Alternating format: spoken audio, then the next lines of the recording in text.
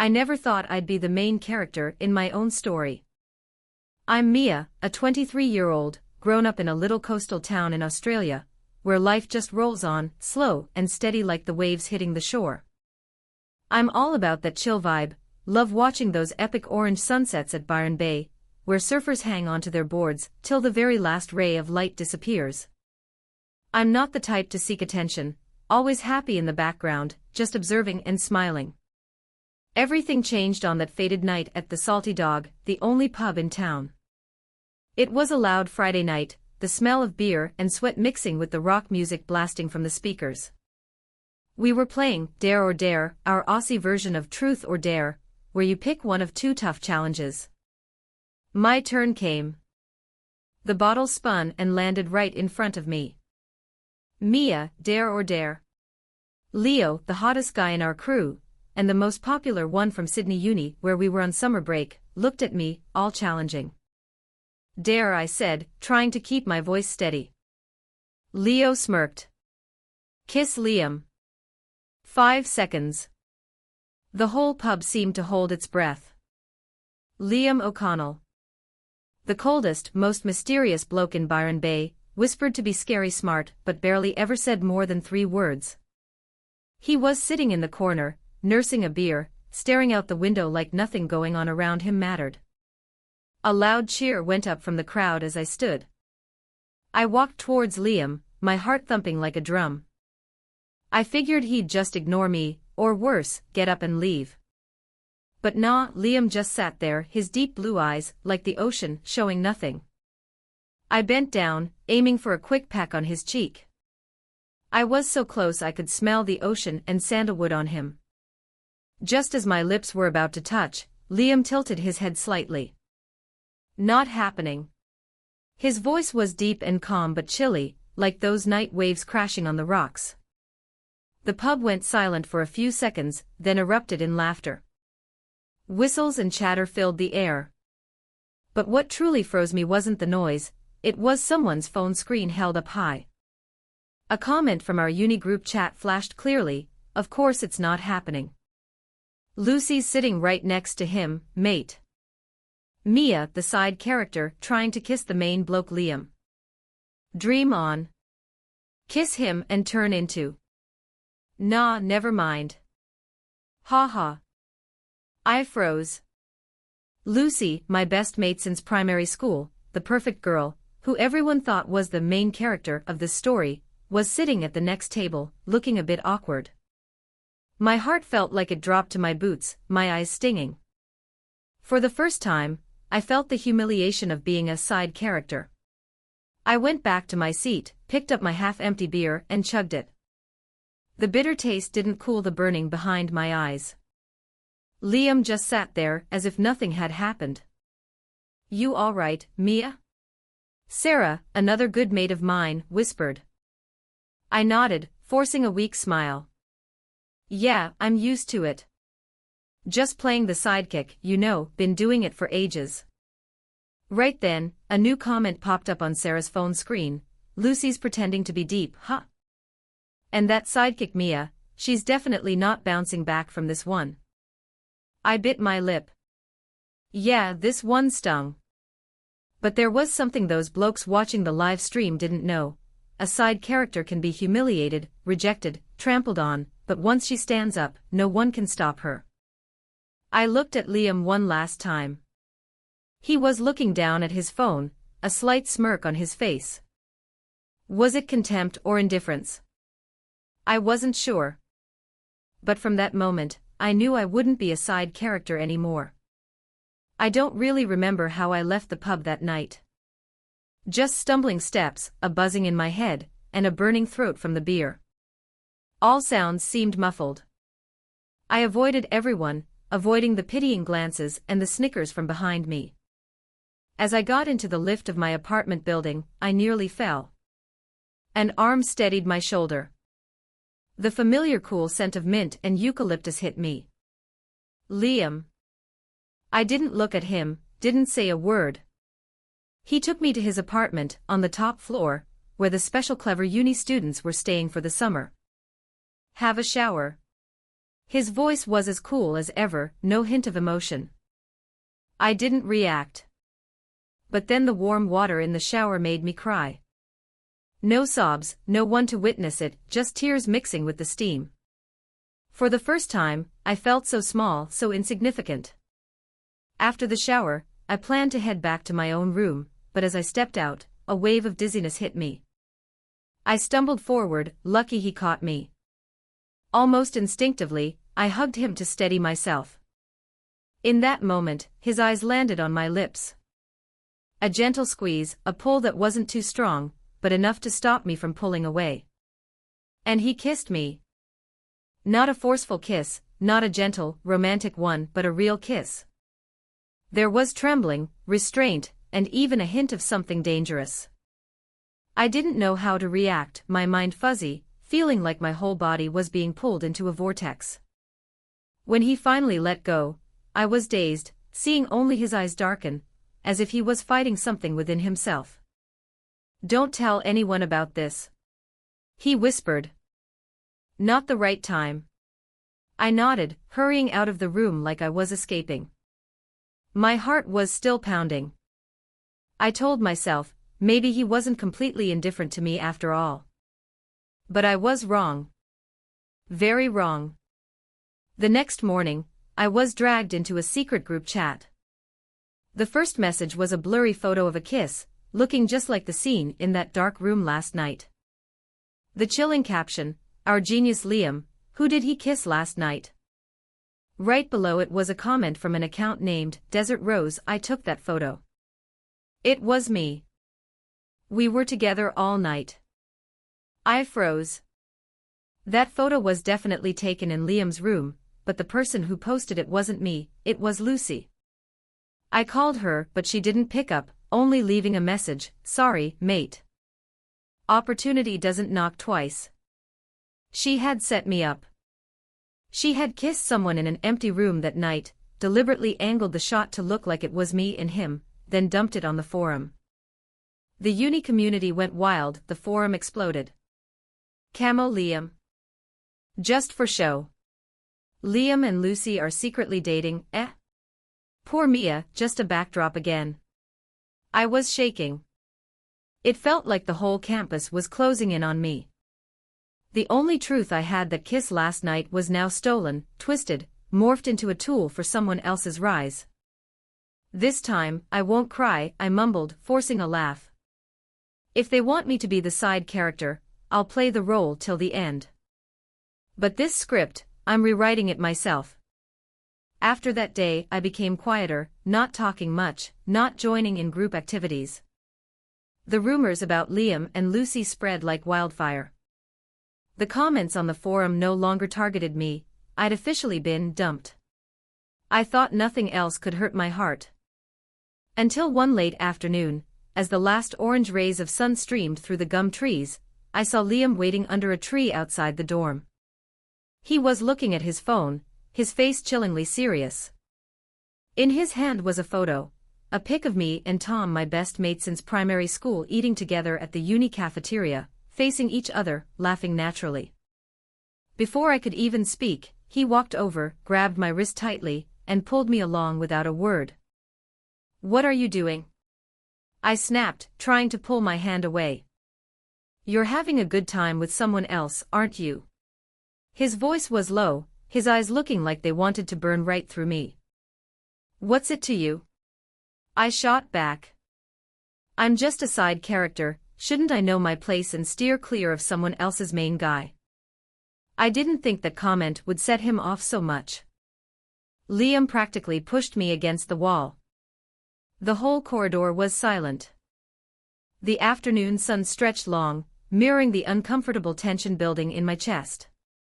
"Mia," he gritted, his fingers tightening on my chin. "I forbid you from smiling at other blokes like that. You're mine."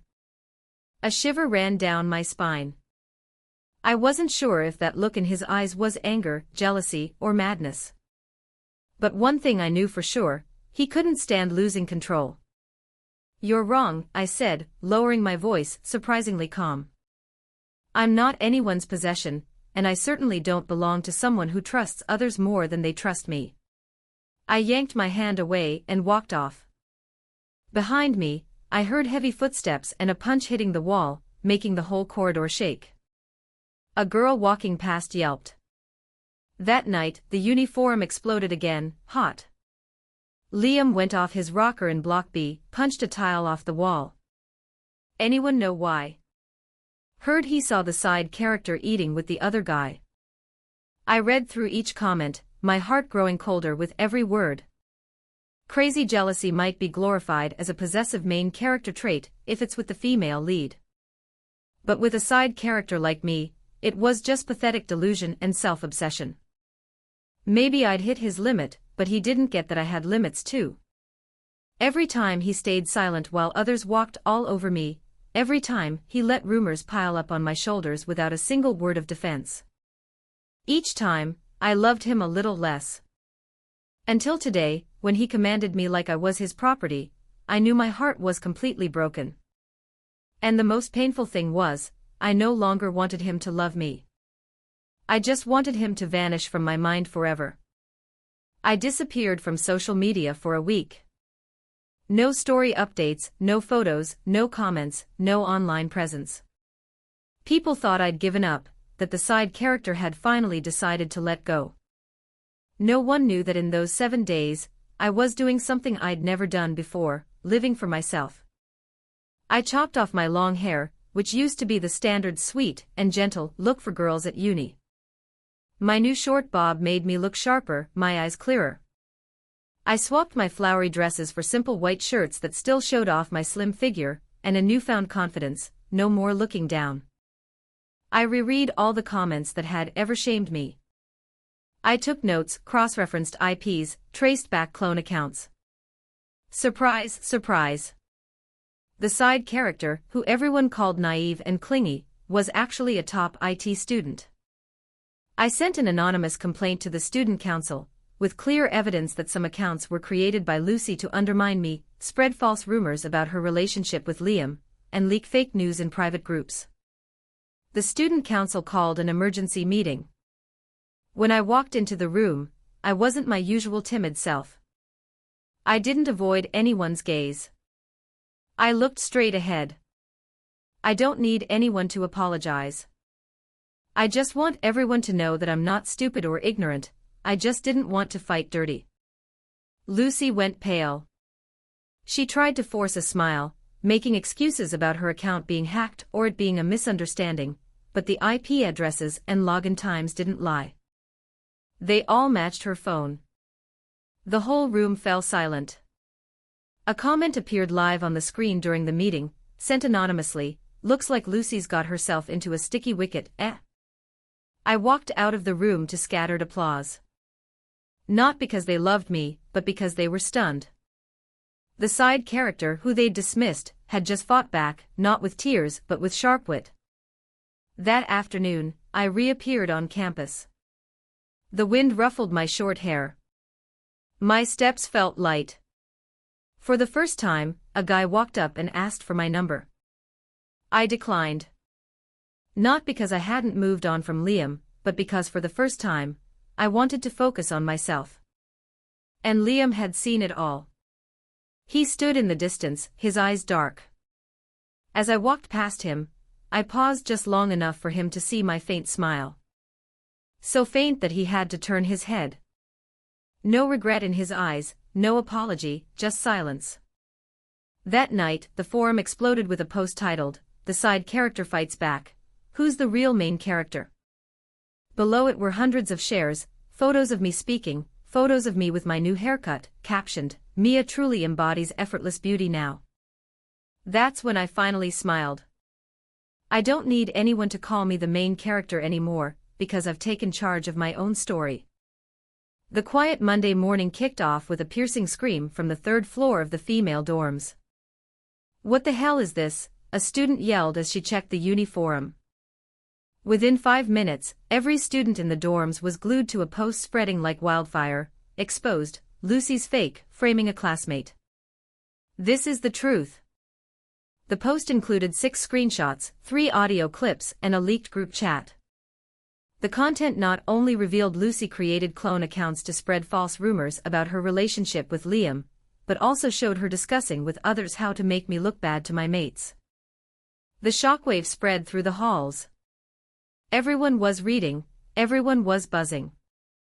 What was even wilder was that the account posting was anonymous, not linked to any student, but the evidence was undeniable. One chat exchange sent shivers down spines. Let's make her look even worse. This time, I'll make the whole uni believe Liam slept with me. And below it, the reply from another clone account, good on ya.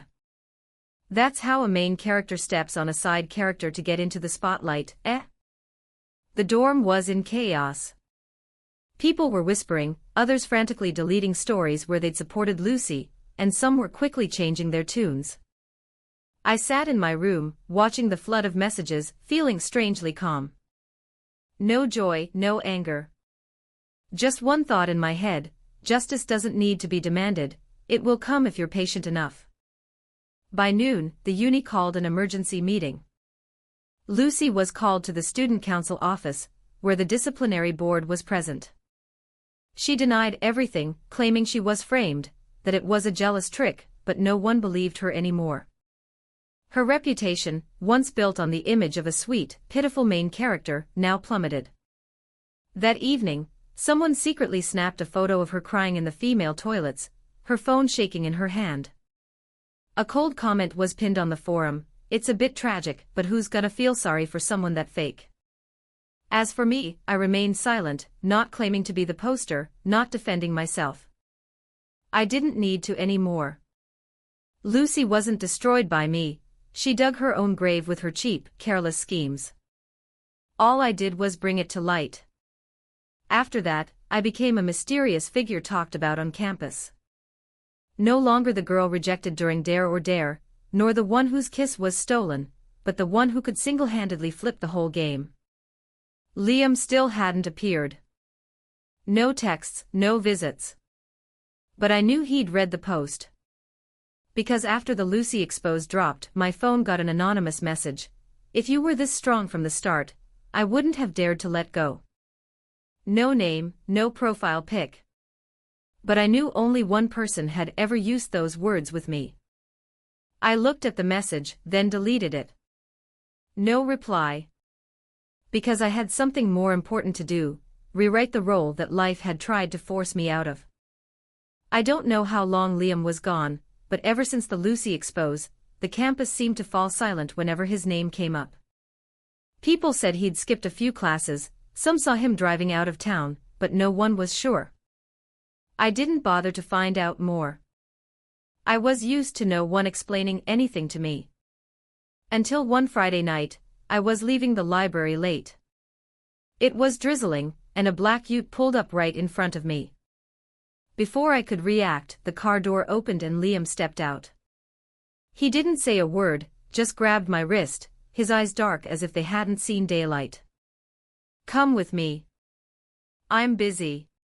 My refusal was cut short by the back car door opening. The driver gave me a sympathetic look, as if he knew he was doing something wrong but couldn't go against Liam. I didn't struggle. Maybe I wanted to face him, just this once. The car drove in silence for over 40 minutes. When it stopped, we were in front of a strange, grand, and quiet mansion in the Sydney suburbs. He led me inside without a word. The door slammed shut behind us. Before I could even understand, my left wrist was pulled back and a click echoed. Handcuffs. A cold silver handcuff fastened me to the glass railing in the living room. Are you mad? I yelled. Undo this. Liam stood a few steps away, his eyes, once distant and cold, now burning with anger. What do you want? He asked, his voice strangely low. Do you really think making yourself look better than Lucy is a win? I scoffed. You think I made it all up? That I set her up? He didn't answer, but his silence was all the reply I needed. My heart sank. He handcuffed me just to ask that. I wanted to know. He moved closer, leaning in. From beginning to end, were you ever serious? I fell silent for a second, then burst out laughing. If I wasn't serious, I wouldn't be sitting here now. I looked straight into his eyes, my voice shaky but clear. You're scared not because I played games, but because you realize that what you've controlled for so long is finally out of your hands. Liam's eyes flickered. For the first time, I saw confusion on his face. A breathless minute of silence. Then he let go, took out a key, and unlocked the cuff. I'm sorry. I took a step back.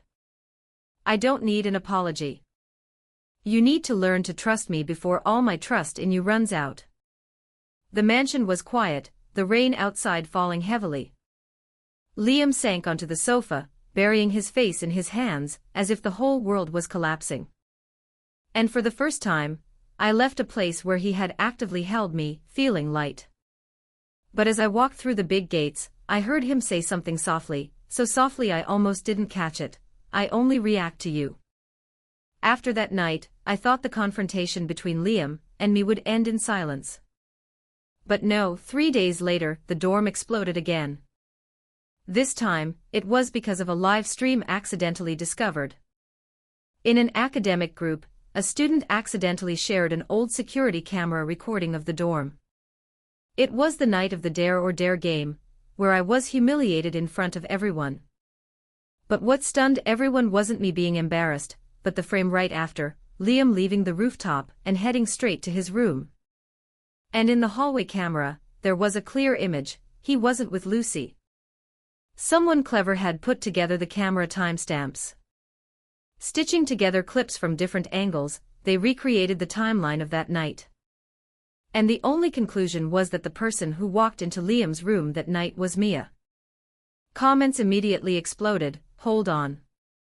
So who was he actually with that night? We were all fooled. Did Lucy make it all up from the start? Before the netizens could calm down, an audio file leaked from the student council's tech group further escalated the drama.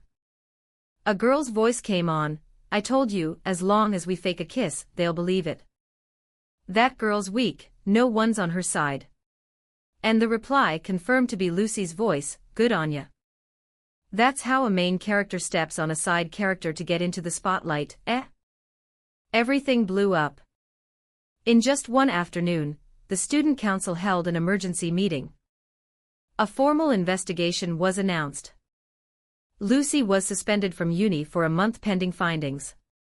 All her scholarships and representative roles were stripped. As for me, I remained silent, not speaking out. Until that evening, when a message was sent to the entire university's email inbox from an unknown address. The person you called a side character was never behind anything from the start.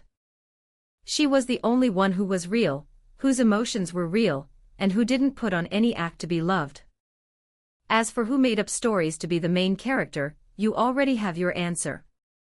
No one claimed to have written it, but the whole uni understood. My silence this time wasn't weakness, but holding my head high and walking away from the messy drama. Tom found me after class, a file in his hand. My name is actually Tom, but there's something else you don't know. I looked up.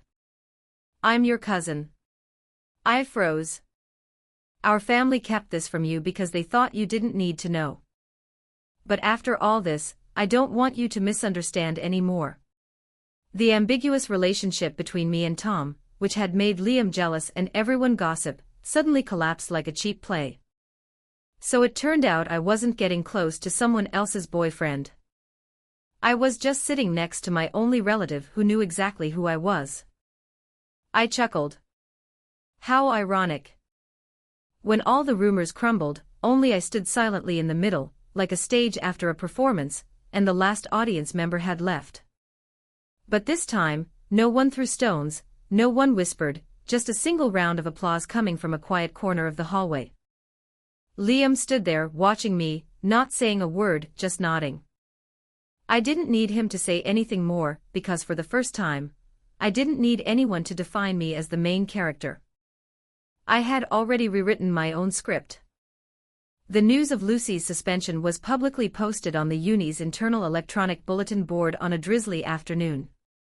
No flowery language, no lengthy explanations, just one line: Student Lucy Green, Communications Faculty, temporarily suspended for 1 month pending verification of misconduct affecting the honor of fellow students. No one shared it, no one sympathized, just the sound of wind carrying a few scraps of paper falling from the third-floor dorm window. Pages filled with old articles, comments that once hailed Lucy as the pure main character, now tossed away like rubbish. I didn't think she'd move out so soon. But that night, around midnight, I saw her small, familiar figure quietly lugging a suitcase out the back gate. No one saw her off, no one tried to stop her. I stood on my second-floor balcony, the dim lights casting her shadow like a spreading ink stain on the wet concrete. They say villains often get their comeuppance, but seeing it with my own eyes, I didn't feel the satisfaction I expected. I just felt tired. Lucy paused for a moment at the gate. She looked up as if sensing my gaze, but didn't say anything, didn't cry, didn't apologize, just quietly bowed her head. A taxi arrived, the door closed, and she vanished as if she'd never existed in this world. Lucy's room was empty. Her flatmates quietly changed the sheets, sprayed air freshener, cleaned up every trace. And her friends who once cheered her on now silently deleted old stories, changed their profile pictures as if they'd never known her. That's how this world works. Cruel, silent, and unforgiving. I went back to bed, pulled the doona over my head, staring at the ceiling. Suddenly, I remembered the first night I stepped onto campus, my curious eyes, my hands clutching my backpack, thinking that all I needed to do was try hard, and I'd be acknowledged. But it wasn't until today that I truly understood: acknowledgement doesn't come from doing what's expected, but from daring to exist without seeking permission. The next morning, there was a knock at my door. I opened it. It was Liam. He stood there, holding a hot coffee, his hair a bit damp from the morning dew, his eyes no longer fierce but noticeably softer. "No one saw her off," he said softly. "Yeah," I replied, closing the door. But his hand stopped it. "I didn't come to talk about her. I came to ask." He swallowed. "How far are you planning to go now?" I looked at him and smiled faintly. "Far enough that I can't turn back." He didn't say anything more, just placed the coffee in my hand. "Then let me come with you, until you don't feel lonely anymore." His words were softer than the rain last night, but they hit my heart like a reverse blade. Not to hurt, but to warm something that had been cold from being underestimated. I didn't nod or refuse, just gripped the coffee tighter. Because I knew, from this moment on, my journey as the main character wasn't a solo one anymore.